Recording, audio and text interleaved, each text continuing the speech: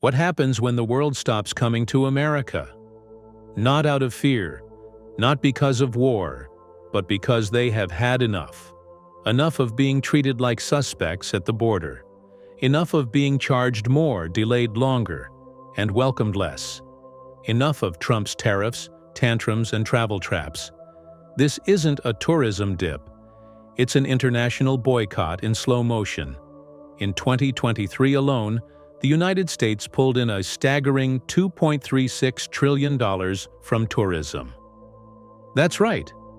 Tourism wasn't just a weekend business, it was a cornerstone of the American economy.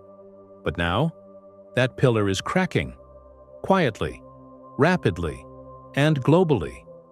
Over $12 billion has already vanished from international visitor spending. Airlines are grounding flights. Hotels are slashing staff. And America, once the world's dream destination, is fast becoming the world's travel warning.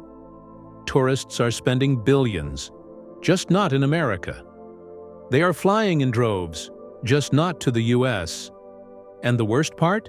It's not because they can't, it's because they won't. But why? What kind of superpower makes the entire planet feel unwelcome and then acts surprised when no one shows up? In this video, let's find out. In 2023, the U.S. travel and tourism sector pumped an astonishing $2.36 trillion into the economy.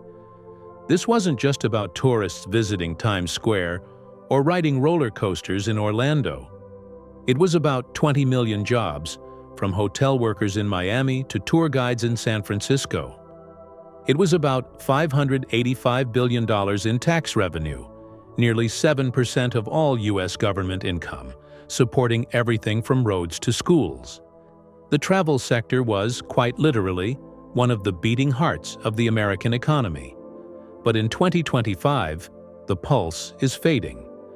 A new study by the World Travel and Tourism Council and Oxford Economics delivers a staggering blow.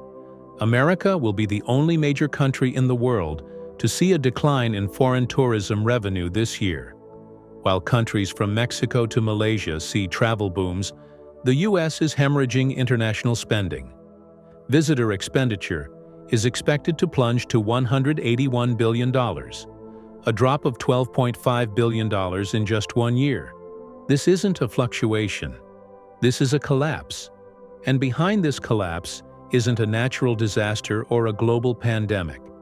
It's something far more controlled and self-inflicted.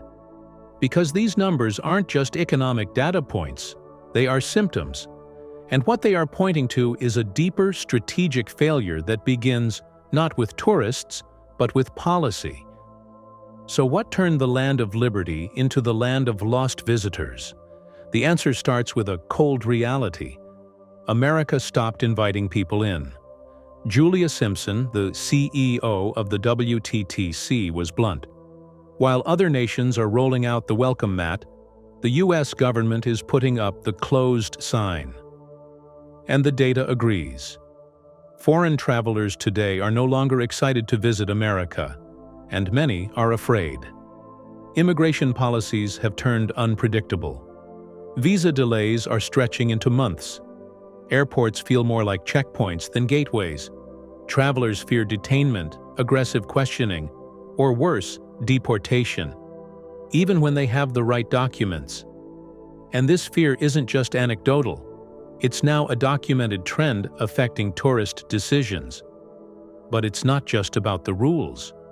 It's about the rhetoric.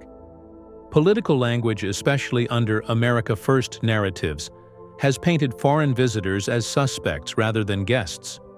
What used to be a journey of excitement is now a gamble with humiliation. And this perception is powerful. Because travel is deeply emotional, and people don't go where they feel unwelcome. The result? International tourism to the U.S. is drying up. Not because people don't want to see the Grand Canyon or Disney World, but because the American experience has begun to feel hostile. And as perception hardens into behavior, something even more dangerous is happening. Now, allies are retaliating. Take Canada, for instance. Historically, the largest source of international tourists to the U.S. After steep tariffs were slapped on Canadian goods under Trump's trade war, Ottawa responded in a way Washington didn't expect.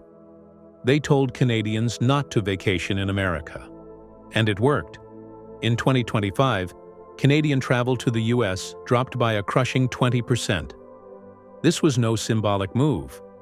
Those were real trips, real dollars, real hotel stays and meals, and gas station stops, all gone. And the wave spread. Germany, Ireland, and Spain saw inbound declines of over 20%. The UK and South Korea weren't far behind. Airlines across Europe began quietly scaling back U.S. routes, redirecting aircraft toward destinations with less political baggage. Even China, once a crown jewel of U.S. tourism growth, has responded. The Chinese government issued formal travel warnings citing hostility and national security risks in America. That one move wiped out billions in potential spending. These aren't countries acting on a whim. They are sending a message. When you treat your allies like adversaries, they will treat your economy like a stranger. And it's not just about canceled trips. It's about redirected loyalty. Money that once flowed into U.S. restaurants, resorts, and retailers is now fueling the economies of Europe, Southeast Asia, and Latin America instead. What started as a perception crisis has become a profit crisis. And the next domino, it's already falling. Before we continue further, tell us, are you enjoying the video? If yes, please like and share the video and subscribe to our channel to watch more videos on the latest news stories on geopolitics, economics, and current affairs impacting your lives. Tariffs were supposed to punish foreign industries, but now they are punishing America's own front doors. The latest moves from Washington include doubling tariffs on European steel and aluminum, triggering a quiet but coordinated backlash in the EU. And this time, retaliation isn't coming through cargo ships or courtroom battles. It's coming through the tourism sector. Visa policies are tightening. Promotional budgets for U.S. travel destinations are being slashed. Behind closed doors, diplomats are telling citizens, "Don't go to the U.S." And the results are measurable. European bookings to the U.S. are plummeting, even as American tourists are flooding into Europe. It's not just price differences, it's trust. A family planning a holiday would rather choose a smooth trip to Lisbon over a nerve-wracking entry into the U.S. Meanwhile, U.S. airlines are cutting international routes, not just because of lower demand, but because the cost of maintaining those routes under current tariff conditions has skyrocketed. From aircraft maintenance to fuel, everything is more expensive now, and fewer tourists mean those costs can't be justified. In other words, tariffs have turned the American tourism industry into collateral damage in a political standoff it never signed up for. And unlike factories, tourists don't just reopen the moment you fix a policy. Reputation takes years to rebuild. Now, the image of the smiling traveler arriving at JFK or LAX has morphed into something more hostile. For millions of international visitors, the American entry experience now resembles a police checkpoint more than a welcoming port of entry. Routine fingerprinting has become biometric profiling. Standard questioning has turned into hours-long interrogations. And what used to be a minor formality, like border inspection, has escalated into suspicion and scrutiny. Travel advisories from countries like Germany, Spain, and Canada are no longer subtle. They explicitly warn their citizens, a valid visa does not guarantee entry into the United States. That ambiguity, more than the paperwork, is what's driving travelers away. When the outcome of your vacation depends on the mood of a customs officer, the whole trip becomes a gamble. And the fallout is global. Asia has taken notice. Latin American families with U.S. ties are thinking twice. Even the Middle East, once a rising market for birth tourism and medical travel, has pulled back. The U.S. crackdown on birth tourism, particularly targeting women arriving in late pregnancy, created headlines across multiple continents, adding another layer of fear and humiliation to what should be a celebratory visit. The result? Not a gradual decline, but a rapid disintegration of trust. Take Sault Ste. Marie, Michigan, a once thriving border town that relied heavily on Canadian foot traffic now resembles a ghost corridor. Hotel bookings have cratered by 70%. Souvenir shops, once brimming with maple leaf merchandise, are shuttered. In Flagstaff, Arizona, the scenic gateway to the Grand Canyon, foreign visits have dropped 15%. And in Las Vegas, the neon capital of global tourism, buses carrying international visitors simply stopped arriving. Tour guides are jobless. Casinos are downsizing VIP services. And Disney? It's facing thinning crowds not because of content controversies, but because international families are no longer booking the trip at all. These aren't isolated incidents. They are the human-scale results of macro-level distrust and exclusion. Meanwhile, the vacuum is being filled. France has rolled out fast-track visa lanes. Spain is advertising hassle-free border entry. Mexico, Australia, and Japan are partnering with travel influencers to remind the world. You can still explore freely, just not in the US. You see, tourists, like money, go where they feel welcomed. And right now they are finding America's hospitality has a big "Do Not Enter" sign. This is where all the data collides. Oxford Economics now projects that US GDP growth could fall to a mere 1.4% in 2025, a significant deceleration in a global recovery year.